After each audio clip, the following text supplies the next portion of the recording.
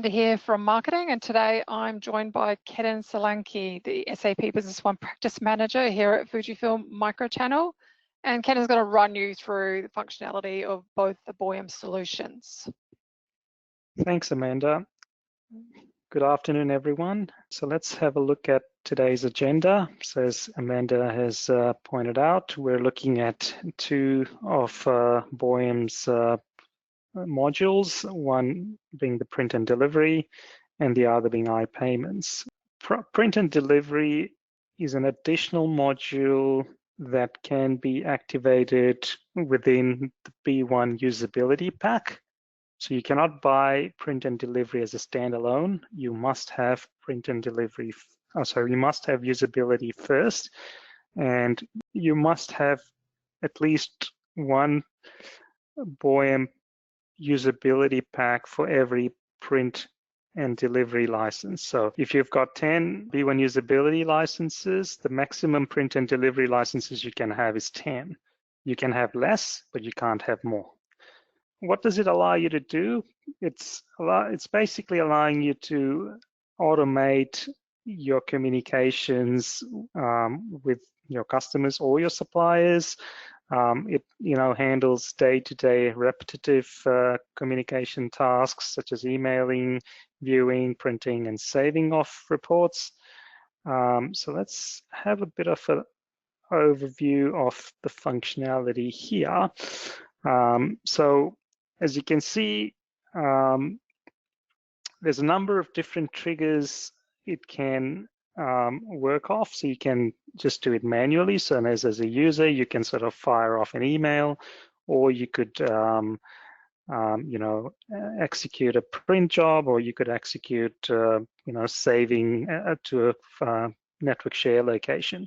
You can also run batch triggers. So you could, let's say, I want to send out my customer statements. So you can run a batch and send out 50, 60, 100 emails of customer statements. And of course, finally, you can also schedule these things. So every night at 8 o'clock, 8 p.m., you want to send out all the invoices that have been done for the day to be emailed to the various customers.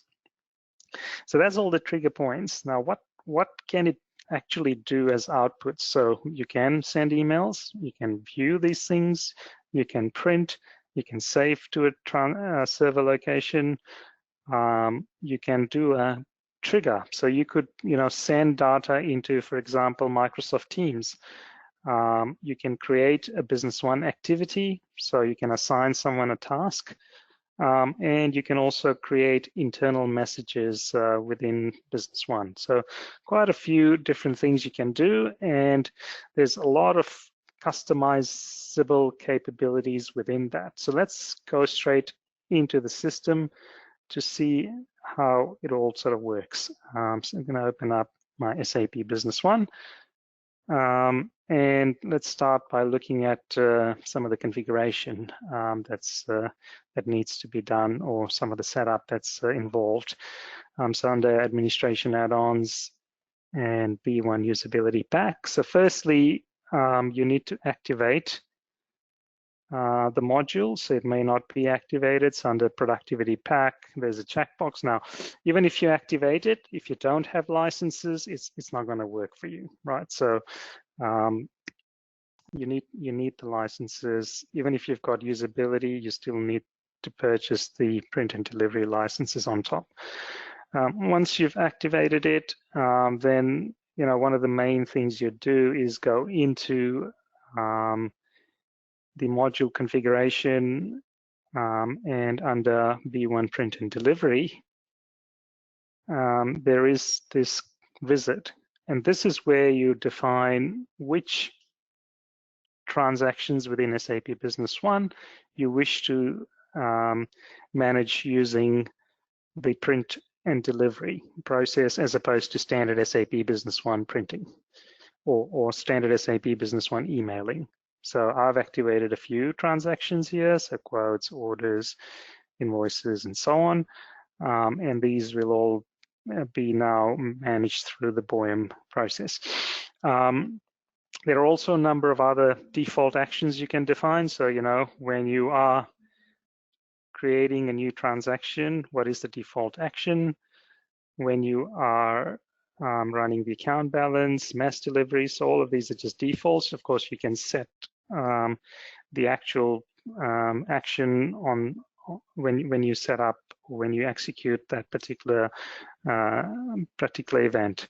So once you've set these up, what happens is the system activates the default configuration for those transactions, which includes the standard layouts, right? So print and delivery will come with a number of standard default layouts, which will be configured when you check the boxes for those specific transactions. But if I now go in to the report configuration screen, and let's just look at, for example, sales quotations. So there's a number of different setups you have to do. And I mean, these are defaulted, but then you can go set them up as per your requirements. So firstly, you need to define what crystal report, what does the printout look like, right? So that's the definition of the crystal report. You can have, and this again is a default one, but you can have different ones. You design the crystal layout. Then you have various actions, right? So when you hit the print button, what should happen? So according to this action, when you hit the print button, it will print the report. And there's a number of different actions as we saw before. It will print. And because I don't have a printer defined, it will go to the user's default printer. You can select a different printer that's already, or you can use dynamic syntax to select a printer as well. So there's a lot of flexibility in terms of which printer should be selected. And then you can define number of copies and so on. And you can also do additional prints. So every time this prints, I also want to print some other page. Maybe I want to send a flyer as well, so I print a flyer, or I might have some additional paperwork that needs to go with that particular transaction. Example being, I do a delivery and I've got a number of batch tracked items. Well, I need to send the certificate of conformance for those batches as part of the print. So it will also then print those things. Note there are some limitations, so you can only print text, doc, Microsoft Word, or PDF files. So that's on the print button. Then you have the preview button, so that'll just open up and preview just like you do in standard SAP. A couple options. You can either do the preview inside SAP or the Crystal Viewer opens outside SAP. But I mean, that's just either way it'll show it. The add button, so you can define what action should happen on add. If you don't have any action, nothing will happen. The email button is the most interesting one. So if we open that configuration up, you'll see here, in this case, the type is email. And then you've got the subject, right? Now you can see that these are all dynamic syntaxes. So this is going to put a dynamically generated subject, and it's going to generate a dynamically generated body of the email. So you can see dear, and then it's got a contact person, right? The contact person on the sales quotation. So if I go into a quote screen, so in this case, the contact person is Maxitech. So it'll dynamically put that name in, and then attached are and then it's got the type of document being a sales order, and then the document number. Now, with standard SAP, when you do emailing, you do not have the ability to do dynamic syntaxes, right? So all it'll say is, please find attached your, it'll just say, dear customer, please find attached your quotation, but you cannot have any sort of dynamic syntax around the subject. You can't have any dynamic syntax around, how you salute, and what document has been attached. The file name is also configurable, so you can say, what the file name should look like. And then finally, you can also say what type of attachment you want to do. Yes, if the data is coming from Crystal, but you can then output the data in any one of these formats. I mean, PDF being the most typical, but you may want to send something in Excel, well, we can do that. And then like on the print side, you can also do additional attachments on the emailing side as well.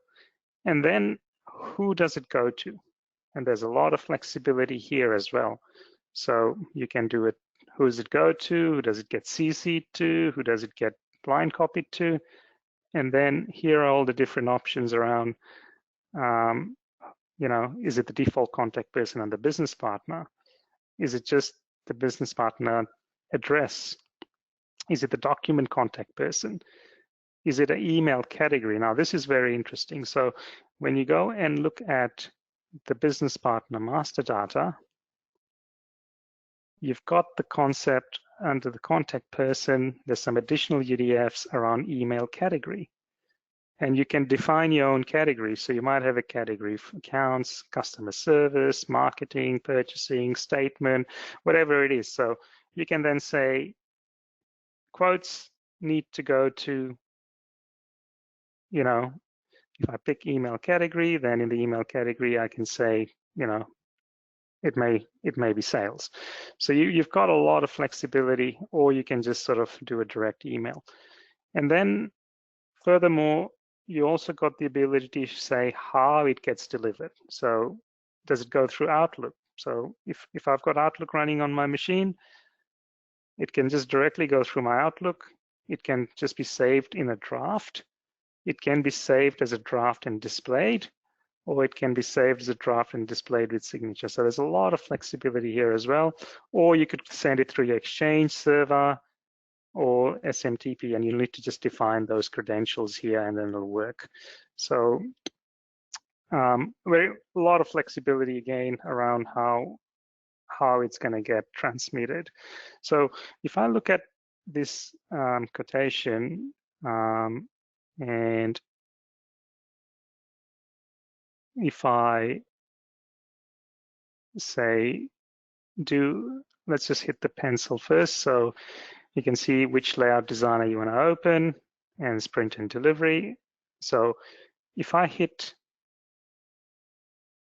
the email, there's the email. There is the name of the file that it's attached, including the sales quotation number. It's going to that. It's got the Dear Maxi Tech, please see attached sales quotation 7767, and then the signature. So this is all dynamically generated on the fly, and I can then send that off. Okay, so that's how some of this configuration works. Now let's have a look at some other sort of more complex configuration. I'm going to open up a sales order this time. And if I look at the configuration on my sales order, I've got a little bit more complexity here. So when I hit the email, instead of doing a straight out email, I've got some conditional actions.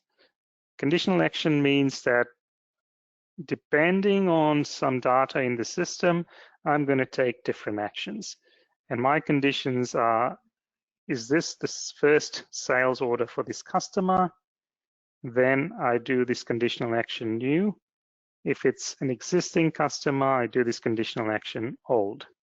And so I can do different things. So for the old one, it's just a standard email output, right? Dear customer, please see attached your order.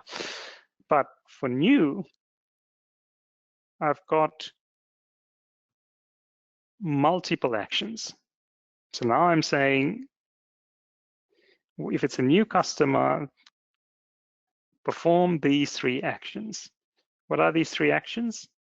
So the first action is send an email, but you can see that the email has got something slightly different. Instead of just going, dear customer, please see attached, I'm also saying welcome. I've got a little welcome message. Then secondly, I also want to do an internal message to a certain user to tell them that a new customer has been created. And then thirdly, I also want to create an activity and attach and assign it to a particular user, right? And so I've got those three actions. So what happens is for an existing customer, so not a new customer, when I do the email, it'll just do a standard email. Okay, nothing crazy about that. But if I go find a customer with a new order, so this is the first time this customer has placed an order, I go to the email. I've got three actions happening, and you can see those happening at the bottom there as they happened. The first one is showing, welcome message, and that's done. But I've also got an alert in the system. So this is saying new customer from new order from Anders Ackman. Let's have a look, and you can go in and look at the order. And the third thing it's done is it's also created, if I go into related activities, it's also assigned an activity to me. So now I need to follow up this customer, talk to him, and see how we can get more business out of him. So this is just an example of the types of multi-actions you can do. Let's now move on and look at some of these mass delivery options. So you can do, as you can see, you can do user action, but you can also do bulk action using the mass delivery. So here is the mass delivery screen. Here I can pick whatever documents I want to mass deliver. So for example, AR invoice. Then I can say what action I want to take. Let's say I want to mass email a bunch of invoices. I can put some date filters in. I can also say whether to include things that have already been handled by print and delivery or not. And I've got this tick box that says preview. And what that means is it allows me to see the transactions it's going to include in this run. And then from here, I can, select specific ones, or I could sort the information, let's say sort by customer, and then I can pick, a bunch of them. And then when I hit OK, this will do a bulk emailing of these transactions to whatever, email address has been defined. So that's to do your bulk mass emailing. But you can also schedule things. So as I was saying earlier, if you wanted to just go in and, so if I go into the usability and module configuration, and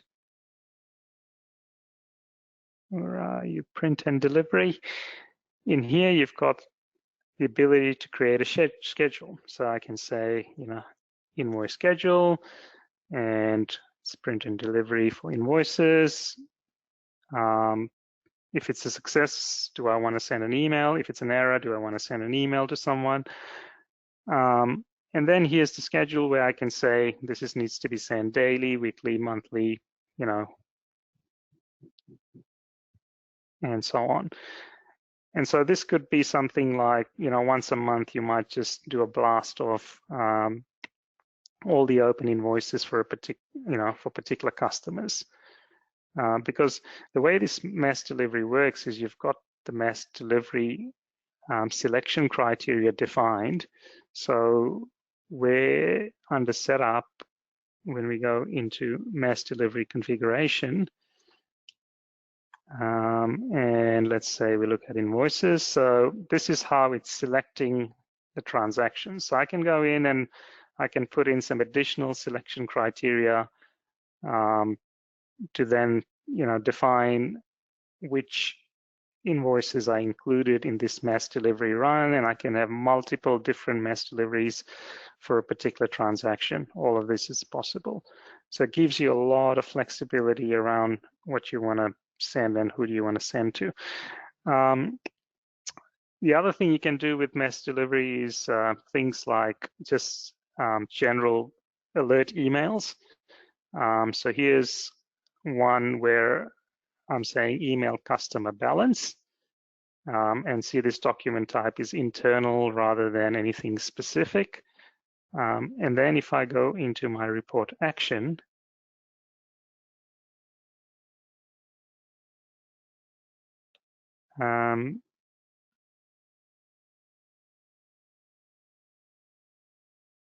let's just find this action. Is the email customer balances. So in this case, what I'm doing is I've written an SQL statement. I've embedded that into the body of the email, and I'm going to send it out as HTML. So let me show you what this actually means. So if I look at this query, if I ran this query, let's just pick up the query, copy it.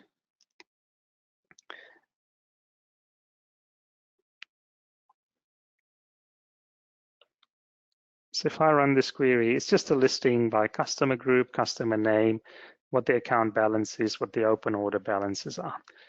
Now, if I wanted to send this off via, mass emailing, and right now it's just set up to send to myself. If I run the mass delivery process, and again, this can be scheduled as well. If it can be run through mass delivery, it can also be scheduled. And email customer balances. I click OK, and it's generated an email. It's put the contents of the data that I had into a table. Now, I could have also written a crystal report and attach that rather than putting it into the body. So it's a few different ways of handling this. So I also mentioned you can do additional attachments on your emails as well. It could be anything. So that kind of covers that section on print and delivery.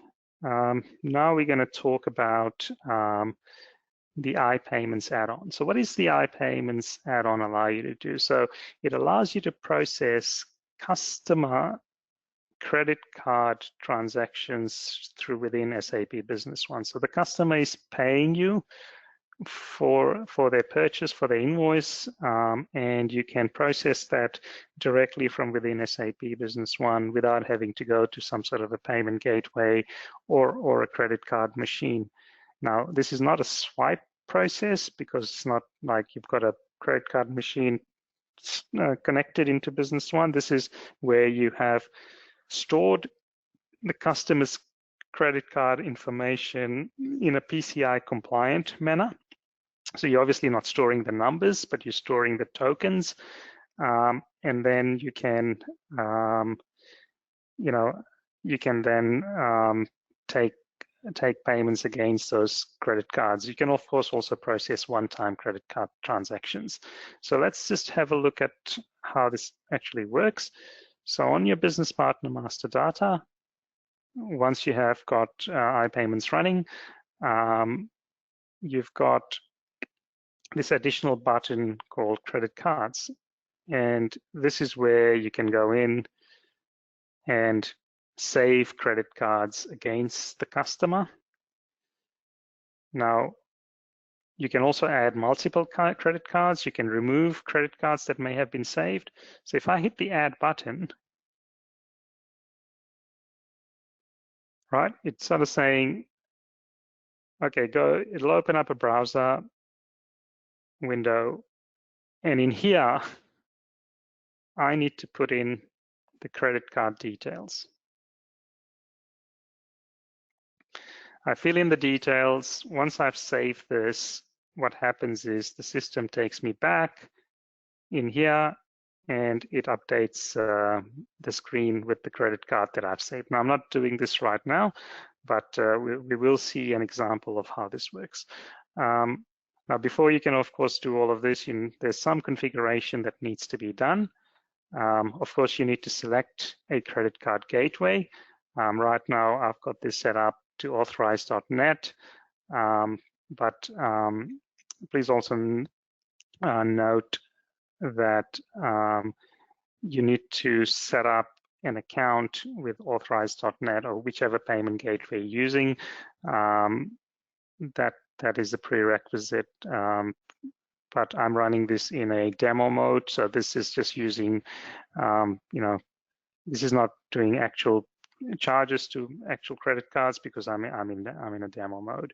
But as far as the configuration is concerned, so it's under add-ons, iPayments and configuration. So there's, one of the things you can define is whether this is integrated to B1 print and delivery to handle one-time credit card payments. So one-time credit card links. So if you tick this, then you can do one-time credit card through print and delivery, and I'll show you that later.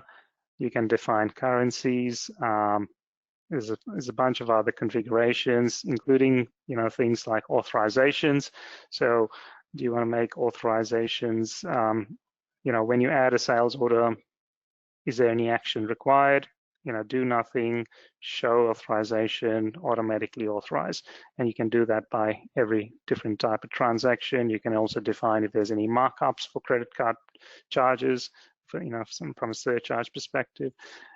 Automatic settlement. So if you've authorized against a sales order, when you create the invoice, should it automatically, then settle against that authorization? So I've got that set for AR invoices only currently.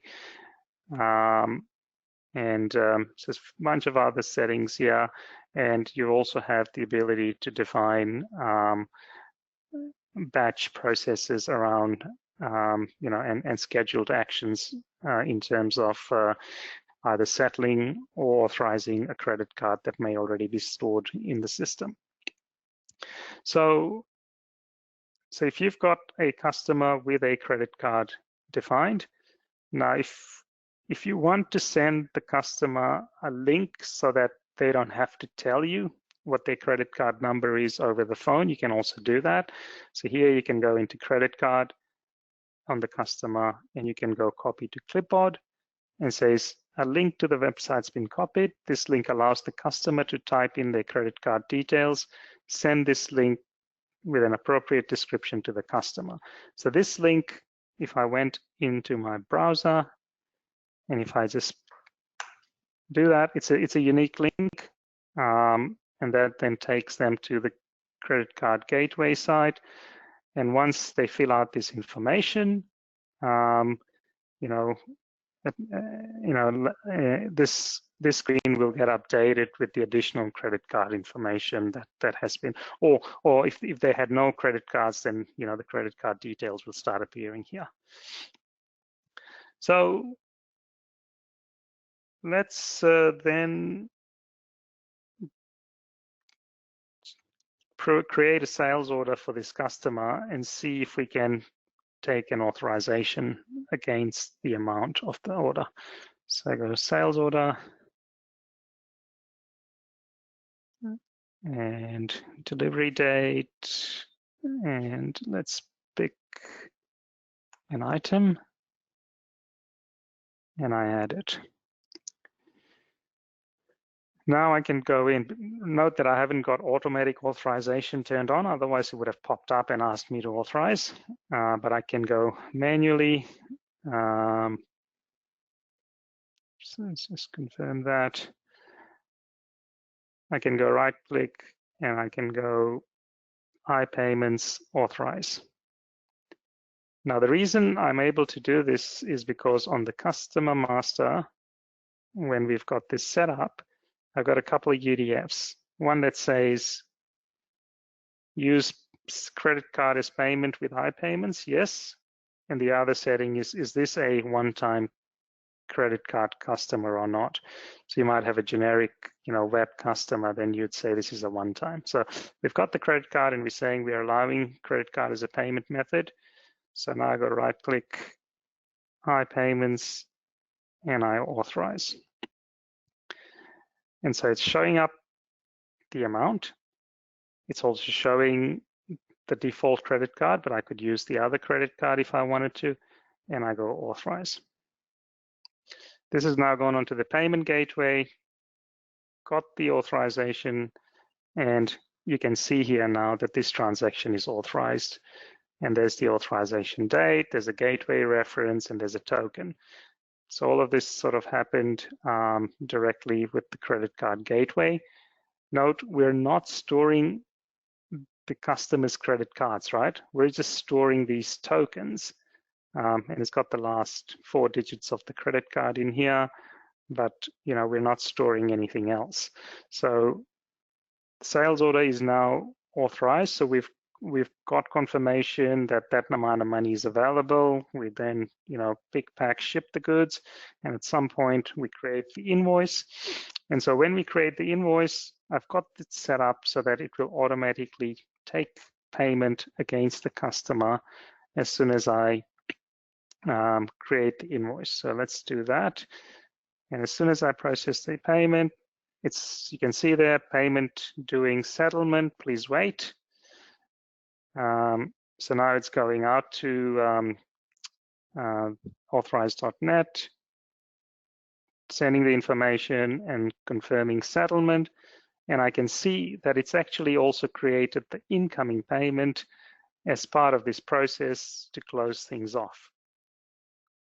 Right, so if I go and look at the incoming payment, on the incoming payment, I can see the payment means, and there it is. There's the details of the transaction that it just posted against that credit card. So that's with customers that have credit cards stored against them. Now, if you've got a sales order against a one-time credit card customer, so this customer here, if I go in, if I look at how they're set up, so it's a use credit card as a payment, and it's a one-time credit card, right? So it's a one-time customer.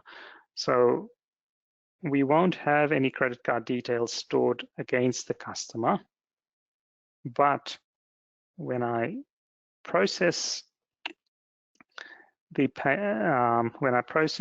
sales order,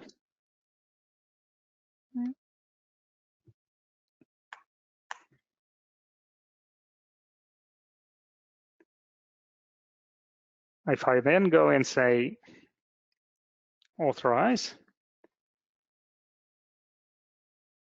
it's now popped open the screen where I can put in the credit card details for this transaction.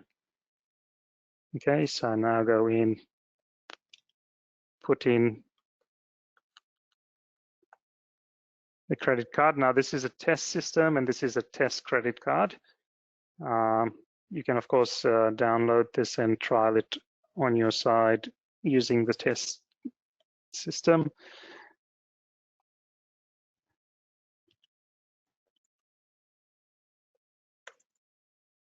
Just got to put in some information and I can save that. So once I've done that, and then saying please place OK, so I'll do that. And it's just now going out back to the gateway to check. And yep, it's confirming that the amount has been, or it's asking me to confirm the amount to be authorized. And I go authorize. And it's done it. So looking at the iPayments tab now, we can see the amount that was authorized against this particular sales order.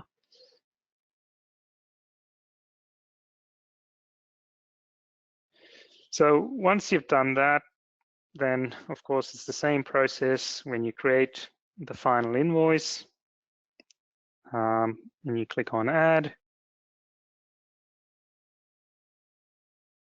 It automatically then does the settlement against the amount that was already authorized previously.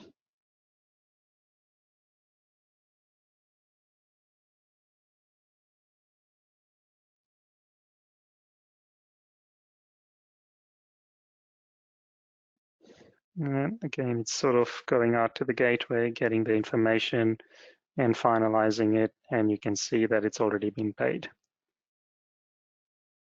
So then the final point I wanted to cover is that topic around the ability to handle links in your emails for customers that you don't have credit card on file, but you want them to go off onto online and put the details in. So here's my reserve invoice. And if I go hit the email button,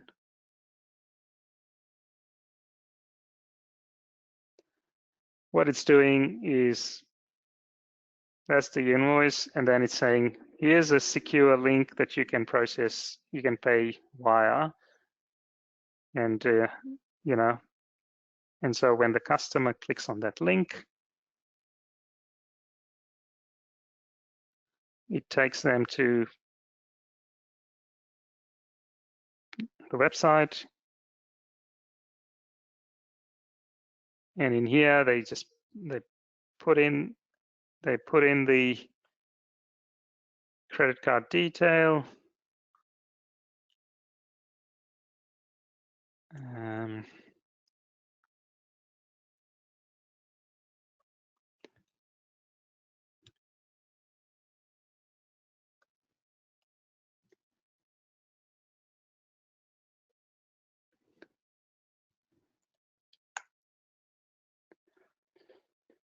And so, at some point then, once the system kind of recognizes that that payment's been made, we will see the payment details against, and I mean, it's not instantaneous, but eventually it will recognize the fact that a credit card payment has been made against this particular reserve invoice. And then once you've got an alert, you'll get a message saying that that's been done.